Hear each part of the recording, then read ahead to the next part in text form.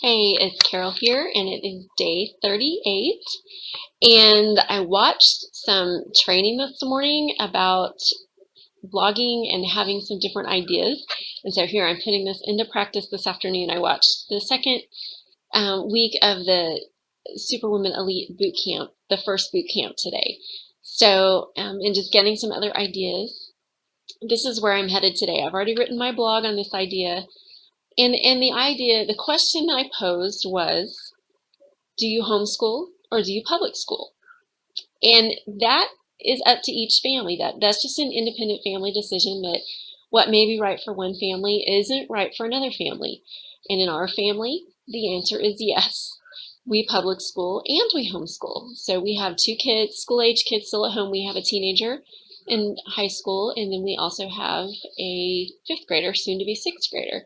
And this past year, we decided together, my husband and I and Caitlin, our daughter, decided that it was right for us to homeschool her.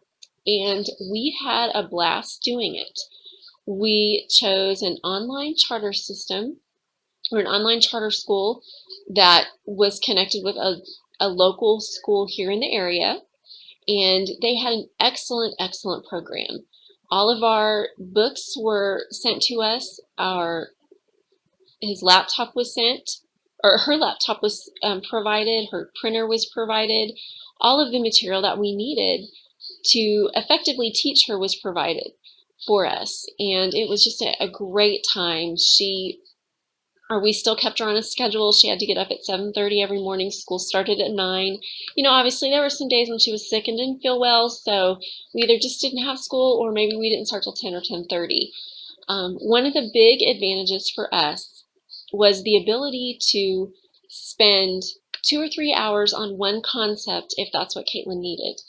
A lot of times, and we have had tremendous success in the public school system, so I am not knocking or trying to criticize the public school system at all. Please, we very much know that that is an excellent way to educate your children.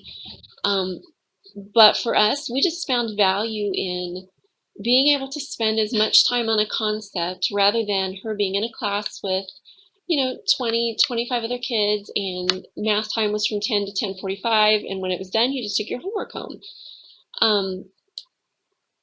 So just the different scenario was very important for us and to help her in her learning process. So we just found that very invaluable. And there were days when she would finish her schoolwork by 1:30 or 2 o'clock, and so my mother-in-law just lived 2 blocks away, so off to grandma she'd go.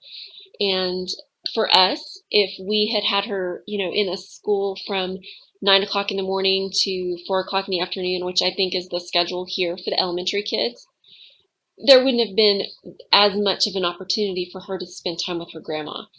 Caitlin and I were able to take a week-long trip to Corpus Christi, Texas a few weeks ago because she was already finished with school. She'd completed all of her assignments, passed all of her tests, had finished everything she needed to for the year, so we were done and out the door for a week.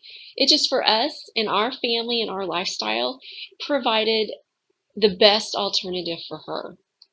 There were clubs at this school, so she's my little social bug, so she was able to meet those social needs. We have a neighborhood swim club, so she has plenty of girls to hang out with, plenty of friends to hang out with in the summertime, and we've already started the round of summertime sleepovers here.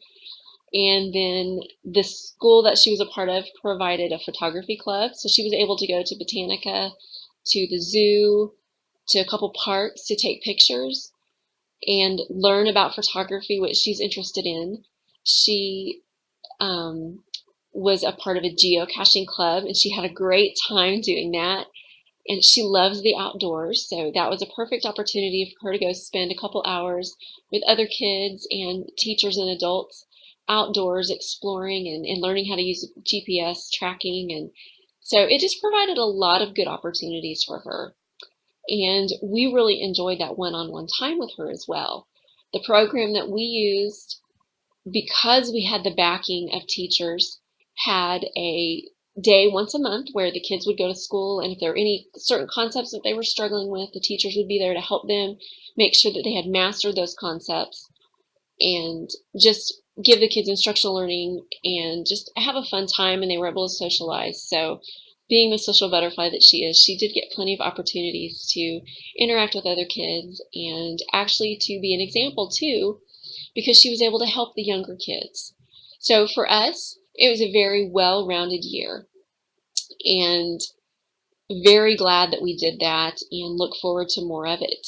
So tomorrow I will answer the public school question because we do have one in public school.